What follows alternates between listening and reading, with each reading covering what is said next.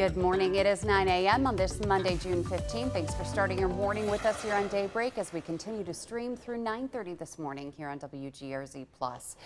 Jury selection for the federal death penalty trial of the top mass shooter is set to begin today. Peyton Gendron's already serving a life sentence after he pleaded guilty to state charges in connection to the racist mass shooting at the Tops on Jefferson 4 years ago. The process is set to get underway at about 1 o'clock this afternoon. Back in March, 3,000 questionnaires were sent to people around Western New York. The goal was to identify around 1,200 qualified potential jurors. And starting today, those potential jurors will fill out a second, more detailed questionnaire. Some of the questions will focus on the views of the death penalty, the criminal justice system, and even family experiences. And we are going to take a live look outside at Niagara Square right now, where members from the Buffalo Peacemakers and the Stop the Violence Coalition are holding a press conference any minute now to highlight why they do not believe the death penalty is necessary for Gendron, despite him carrying out that racially motivated attack in which he killed 10 black people. Rob Hackford will have more on this press conference coming up on midday, but you see the signs that they're holding. Remember the victims, but not with more killing. All life is precious and execution is not the solution. So once again, we will hear from them in just a few minutes, and Rob Hackford will have the latest on Daybreak and Channel 2 News midday. And that won't be the only big court case we'll be following today. The Cheektowaga man accused of killing his wife, their 2 young sons, and a store clerk is expected to be in court. Prosecutors say Saleh Mohammed shot and killed his family inside their home on Ellen Drive in Cheektowaga before shooting and killing a deli worker at a deli on Grant Street in Buffalo. The details of today's court appearance is unclear. The tour bus driver accused of causing 5 deaths in the massive crash on the state thruway last August is expected to appear in court today. 56-year-old Bin Shao is charged with 5 counts each of manslaughter and criminally negligent homicide. Prosecutors say that Shao was driving that tour bus carrying around 50 people in Pembroke when it veered off the road and rolled over.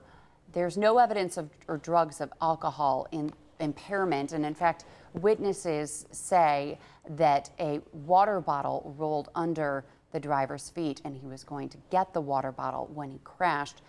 State police have not confirmed that, but also have not denied those witness statements. The charges stem from the decisions he made and the actions taken as he operated that bus. Well, it could be a significant day in the nearly 7-year-old court case over sexual abuse in the Diocese of Buffalo. This morning, members of the volunteer committee representing all sexual abuse survivors in the bankruptcy case will speak publicly for the first time. They had been prevented from doing so to this point because of court rules over the mediation process. They are expected to talk about the status of the case, their experiences as survivors representing other survivors, as well as the importance of the child protection measures that are included in any settlement. A crash in Genesee County over the weekend claimed 3 lives. It happened at 2 a.m. yesterday on Prohl Road in the town of Stafford. The sheriff's office identified the victims as 23-year-old Joseph Martinez of Pavilion, 23-year-old Dylan Pearson, and 22-year-old Megan Morrell, both of Batavia. Investigators say that their early findings show the car went off the road and hit a tree. Deputies are still looking for the cause of the crash. 5 teens are facing charges after an early morning shooting Saturday in Buffalo. Police say that the officers went to a scene at Walden Avenue near Briscoe Avenue around 12:30. At the same time, a man who was shot in the leg and 4 others arrived at ECMC. We're told that his injuries are not life-threatening. Detectives say they were able to connect the 2 scenes, and now 3 17-year-olds, an 18-year-old Nathaniel Bonda, and 18-year-old Khalil Clark have all been charged with 1 count of criminal possession of a weapon. And a Buffalo teen is also facing a weapons charge after a woman was shot during a big fight Saturday evening. Police say they responded to a shooting near Genesee and Strauss Streets around 6:30, only a block away from where Juneteenth festivities were happening at MLK Park. Police say that woman was shot in the leg and is expected to be okay. 18-year-old Brandon Singletary was arrested and charged with criminal possession of a weapon. And we're working to learn more about a truck that crashed into a bridge right near Larkinville. This was the scene Saturday afternoon near Clinton and Lord Streets. So far, it's unclear if anyone was hurt, and we have reached out to find out the extent of damage to the bridge. And take a look at this video from Wilson Street in Buffalo. You see the moments that a house collapsed following a house fire there. Crews arrived just after 7:30 yesterday morning, and there was a lot of smoke coming from the first and second floors. What's left of the structure is now slated for emergency demolition. The fire also damaged a neighboring home on Fillmore Avenue and 2 vehicles in its driveway. And this isn't the first time firefighters responded to that home on Wilson Street. Crews also battled a fire there Friday morning. And investigators are trying to learn what caused a fire at the U.S. sugar manufacturing plant in Buffalo. This was the scene Sunday morning on Bailey Avenue. Investigators say the fire started on the 3rd floor of the building, and it involved 3 portable platforms. Luckily, the building's automatic sprinkler system largely extinguished that fire even before crews arrived. The extent of the damage to the building has yet to be determined. And Buffalo police are also investigating another shooting. They believe it happened on Fillmore Avenue right near MLK Park on Saturday afternoon, again, around the time of the Juneteenth festival. 1 vehicle was impounded near the scene. Police say the victim arrived at ECMC shortly after 3 p.m. with a gunshot wound to the leg. That victim is expected to be okay. Anyone with information is asked to call or text the Buffalo Police confidential tip line at the number on your screen. Well, the Bills are looking for people to help keep the Bills Mafia fed and happy on game day. There's a culinary and hospitality job fair happening today from 4 until 7 at the Kaleida House Sports Performance Center. They're looking to fill 500 positions ranging from cooks and catering servers to bartenders and beer tenders and more. All positions are open to candidates 18 years old and older. And day 3 of early voting in Erie County begins today ahead of the June 23rd primary election. The Erie County Board of Elections reports more than 800 ballots were cast on Saturday. Just shy of 700 were cast yesterday, so that totals about 1,500 ballots cast so far. All 38 early voting sites will be open today from noon until 9 through Friday, and then the hours on the weekend are 9 until 5.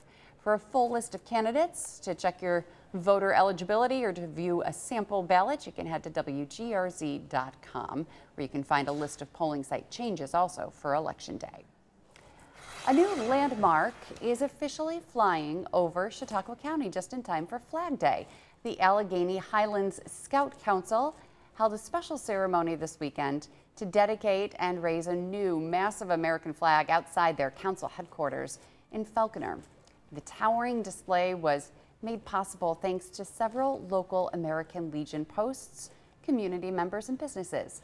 The Falconer Frewsburg Marching Band provided the music, and the raising time to celebrate both Flag Day and America's milestone 250th anniversary. Beautiful. That was huge. So yes, yesterday was Flag Day, Patrick, and the flags were getting a little soaked and definitely blowing in that wind yesterday afternoon. That's no for sure. Kidding. Yeah, there was a lot of rain, 2+ inches in spots.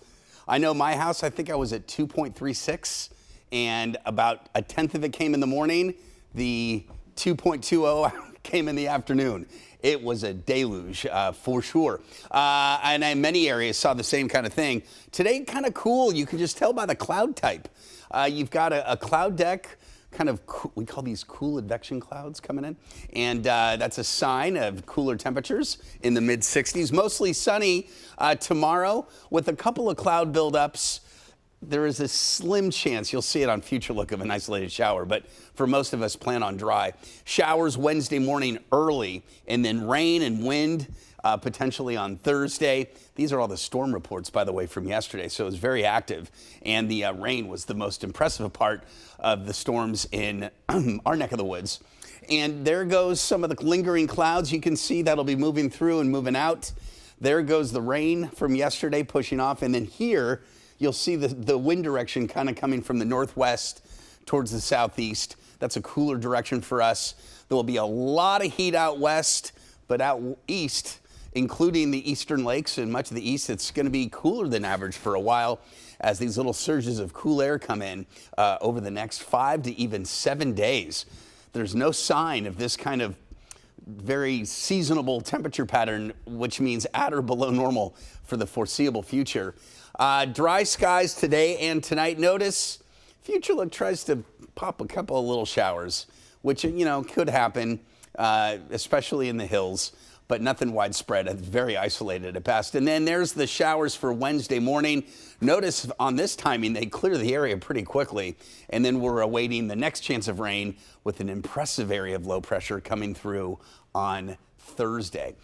Today, high temperatures in the 60s. Tomorrow, we're in the 70s, and humidity levels will be low. There's the rain and maybe some wind on Wednesday night into Thursday.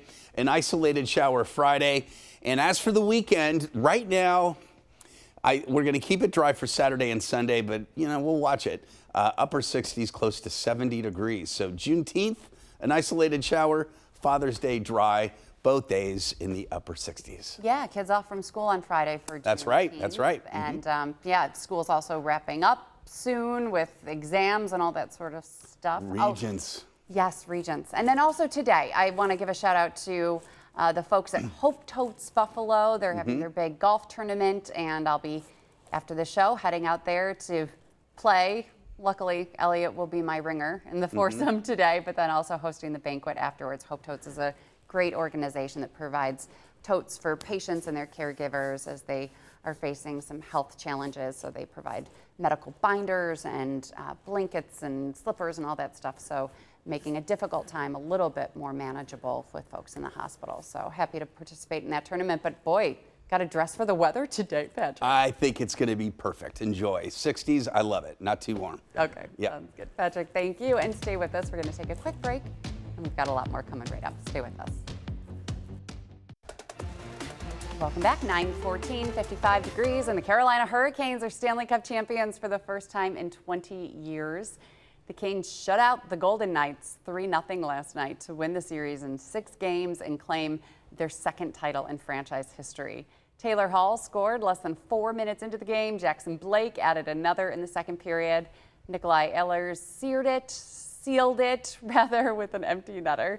And goaltender Brandon Bussey stopped all 22 shots he faced for his first career playoff shutout as the Hurricanes' stifling defense held Vegas off the board. Captain Jordan Stahl won the Conn Smythe Trophy as playoff MVP, scoring 5 goals in 6 games in the finals. Congrats. Great. That's great. Thrilled. I didn't watch any of it. I'm Neither really did I. curious to see what the ratings are in Buffalo and Western New York for the Stanley Cup Finals. I just really had no interest in watching. It just kind of was like salt in the wounds. Well, and I don't know, but I just hear that they might be a harder team to like in terms of just like an overall personality. That's just what I've heard. I don't know. And what's their fan base like? Since not a ton of people are from there, you know? Well, same with Vegas, right? Being so That's new, true. That's and true. You don't really. Vegas is a bizarre. There are 2 Vegases. There is a beautiful city of Vegas, and then there's the Strip. And sometimes there's not a whole lot of, like, it's kind of its own thing. And you know, whatever. Have you ever flown into Vegas? You see it's endless homes, you know, but they're kind of known for the Strip. But yeah, most people there have not been there that long. Right. So anyway. Yeah, I don't know. The Sabre season's going to be starting up in just a couple months, so there's not a lot of time off. But it's crazy to think that it's June 15th and we just wrapped up the playoffs. It's such a forever. It does take forever. Yeah. Yeah, 2 months, 2-month playoff. I mean, football starts. The playoffs start in mid-January. It's a month between the start of playoffs and the Super Bowl, right? About a month. Right. But also, I just am disappointed at the Sabres offseason so far with, you know, Lindy Ruff not winning Coach of the Year, and then Deline not winning, you know, Best Defenseman, but also not winning the Masterton Trophy, which is for like resilience. And I don't know a player more resilient than Deline. So, you know, it just has been a little disappointing. Yeah. They haven't won anything, but there's always next season, and it's a young team, and there's a lot of promise. So I'm ready to start thinking about And when are they going to make a decision on Tuck? Do we know? That's a good question. No, I don't know the timeline for it, but did they just wait? Not, Yeah. I know the more that I'm reading, it's not looking good about keeping him, which is unfortunate because he's a local guy. Right. He's from Syracuse. He grew up as a Sabres fan, and but he didn't really show up during the playoffs very much. No, he did. It was the final round. He didn't. He played pretty well against the Bruins, Boston Bruins. Yes. He did well. So it's kind of like it's your recency bias. Yeah. The last series he didn't play that well, but we kind of forget he did the first series. I don't know. So. Sure. Yeah, I hope that they can work that out with him. It's a good team that we've got. Yeah. All right. As for more teams winning things that we aren't. I want to get excited about this, and I just can't, but I will. It's cool. Hey, great story. It's a New York team, It's a right? great story. It's a great story. Yeah, for the first time in more than 50 years, the Knicks are NBA champions. Jalen Brunson led the way in Game 5, pouring in 45 points to spark a second-half comeback and lift New York past the Spurs, 94-90. He scored 29 of those in the second half and was named Finals MVP. Head coach Mike Brown calling it a special moment for the city, saying bringing a championship back to New York is what this group has been working toward. Heck of a win. You know, to have the fans that we have in New York City and be able to bring home a championship after all these years is absolutely amazing. I love my players, love the organization, but more importantly, let's go New York. Let's go New York. We can't wait to get back home to celebrate. I now get it. What? There's been a lot of pictures of that coach and Joe Brady together. And I was like, what's the connection? What is the connection? Two major New York State-based coaches. They're the only one. That's the only connection? The only two, but they're the only two pro coaches in a pro sport from New York. Aren't the Islanders a New York team? Oh, yeah. That's true. And then the Yankees and, okay, Right. never mind. But there were a lot of pictures of the coach of the Knicks and Joe Brady together.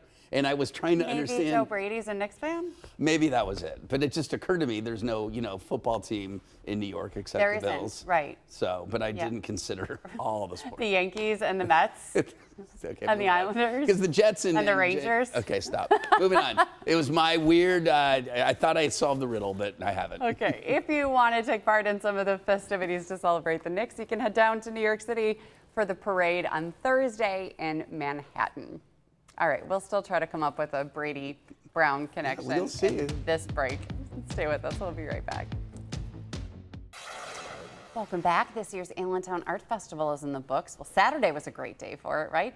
The crowds have been coming to the Art Fest for 70 years, filling Delaware Avenue and Franklin, Allen, and Virginia streets looking for works of art. And lots of crafts. Lots of crafts and jewelry and beads and the whole 9 yards. Browsing. sewing things. 320 artists from not just local artists, but artists from around the country come here because this is such a big event. The organizers say there's something for everyone: paintings, sculptures, handcrafted goods, lots of like ornaments for the garden. Yeah, garden ornaments. Garden gnomes Yes. and like It's so true. pitchforks and stuff that Bumblebees and what do they call those, like arrows? I mean, the hooks. right, like you hang You hang the hook. Oh, hang on. We'll talk about it in a second. Here's what they had to say about it. It's a good weekend event for us to get out, walk, bump into some neighbors, look at some new art. We do like to see, what's new out there and what people are doing, between the young and the old, and we usually pick up something. It is hard to get a lot of feedback on the internet, so seeing people and looking them in the eye and talking to them about how stuff is made and why I make the things I make, and to see people get excited and to like some of my work that I'm really proud of is super fun. It's the largest fundraiser for the Allentown Association, supporting historic preservation, beautification projects, and other community efforts within the district. She said something that makes me laugh. She's like, it's great to look them in the eye and talk to them, where I avoid eye contact with some of the vendors. If I don't have anything to say about some of their beautiful works of art, Right. Don't you feel guilty when you walk away and you don't buy something? Right. Did you not like my stuff? Right. No, that's not what I'm saying. Where you showed interest and we're looking at something, you're picking it up and put it down, and then you don't buy and you feel so guilty. When you put it back. Yes. Oh my goodness. Or you have to ask, like, how much is this? And then they tell you, and then it's like, oh, there's so many vibes that are just, some borderline uncomfortable. right. But as It's great though. starving artists, Yeah, they're oh, used 100 to it. what a great- But then you right. want to, help out and buy something. And, Right. and then I always look at other people's bags, like what are the trendy items that everyone is buying. I also love some of the demos though, when you have people who are like tie-dyeing, or not tie-dyeing, but like dyeing fabrics and things, like the hand-dyed fabrics. It's like amazing to watch that. Right. And seeing them do their works of art or their crafts there in their booths. So it's really, I give these artists so much credit for saying, this is what I love to do, and I'm going to try to make a living by doing it. Or right, and they travel from art festival to art festival, and so But back to the garden stuff. Lots of wind chimes. Like Lots. lots of wind chimes. What do they call that I hook? don't know. It's you put bird feeders on it. Or you put hanging plants on it, and it's called like a shepherd's hook. Thank you. Thank you. We have a. And so you walk around with your shepherd's hook on. And You also have to like time out when you're buying stuff, because then you have to carry it the whole rest of the way. You don't want to have like a trident for the rest of the time, a shepherd's hook. Maybe you do. Look at my trident. No, it's true. You got to manage it and carry it, but it's So Tuesday was a beautiful day for it, but it was also Saturday right. was a beautiful day for it, but it was really, really packed because everyone was expecting all of the rain on Sunday. It did. It shut down early. And it did shut down, from what we're hearing, about 3 hours early, and like the deluge of rain going down the street and the wind picking up all the tents. And so, what a disaster. You just wish that. Well, they got. At least they had one beautiful day. Well, what time did? So 3 out of how many hours? You're asking me what time the rain came in on was it Sunday? a disaster? I don't know. Did they get some time in on Sunday? You hope that they were able to put everything away before the that's rain true. ruined their works of art. Ruined their watercolors. Yeah, they would just get More water on the more water on the colors, right? Yeah. So anyway, yeah. it was. So that was Allentown, but a yeah. busy weekend with Allentown and Juneteenth and so many other things happening this weekend. Right. Today, we will finally learn the name of the baby penguin at the Aquarium of Niagara. The female Humboldt penguin hatched in April and is being raised by her parents, Blanca and PJ Jr. Officials say that she is healthy and she's vocal and she's pretty curious too. So there was a public vote, and we will learn what her name will be. It's either Annie, Burnett, Iris, or Theodosia, all names honoring Western New York history and culture. Annie went over the falls in a barrel. Oh. Burnett is one of the leaders in the women's suffragette movement. Iris is the Goo Goo Dolls song. And Theodosia, if you watch Hamilton, you know that Theodosia is Aaron Burr's daughter. Her connection is that she apparently was the first in a couple to honeymoon at the falls. Very cool. I like Iris. Iris is. And I kind of like Theodosia. Theodosia's got a whimsical sound. Yes. And do you know the Theodosia song from Hamilton? It's so pretty. It's like a lullaby. It's gorgeous.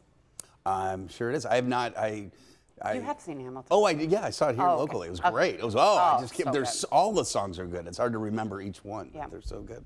You know what? Another show that's coming here to Shays is Ragtime. Oh, and wow. Ragtime just won Best Revival for the Tonys, and because it was originally the first version of Ragtime came out in the early 2000s. Wait, the first wasn't there like a 70s version too? The first, like with Ben Vereen? It was 90s. Okay. Yeah, 90s-ish Okay. is when Ragtime came out. Okay. No, there was no rag. Unless I'm really, really wrong. Well, I just know that it's No, because we sang St. Joe Swing Choir. We did a ragtime medley, right? And that was 1999 that we did that, and that was a relatively new musical. So I think the first version of Ragtime probably came out in like 95, 96. But anyway, the revival it just won the Tonys, but it's being teched here in Buffalo, and being teched meaning they're going to be here for weeks. figuring it all out, doing their rehearsals. It's going to kick off here as the nationwide tour of Ragtime, and then it'll tour around the country. Okay. But the first city is here. It's based on a 1975 novel. Oh, okay. So but that's the musical itself came out probably in the 90s. It was adapted in 1981 by Milos Forman, who's a very, Milos is married to, she's an actress that you've heard of. What's her name? She was in Copycat. She was in, what's her name? I have no idea. Yes, I'm sorry. That's okay, but I just know that Milos is married. She's an actress that you would recognize. She's Southern, and me and Recall lately, it's not as good as it used to be. What's her name? I don't know. Okay, I'll figure it out. This is really good TV. Yeah. We will figure it out. But that's Ragtime, and it's going to be in the 20s. Oh, she was in. No, she wasn't in Field of Dreams. No, keep going. It's not going to be her Chase for Home. Now I'm dying to know who Milos is. Oh, she was in Broadcast News. She played the producer. None of this is all. Oh my gosh, who saw what? Holly Hunter. Thank you. Lauren is such an asset in many areas, but she really is. Holly Hunter is married to Milos Forman. What a way to waste 2 minutes at the end of the show. That's what I'm Bye, here for. everybody. Have a great day.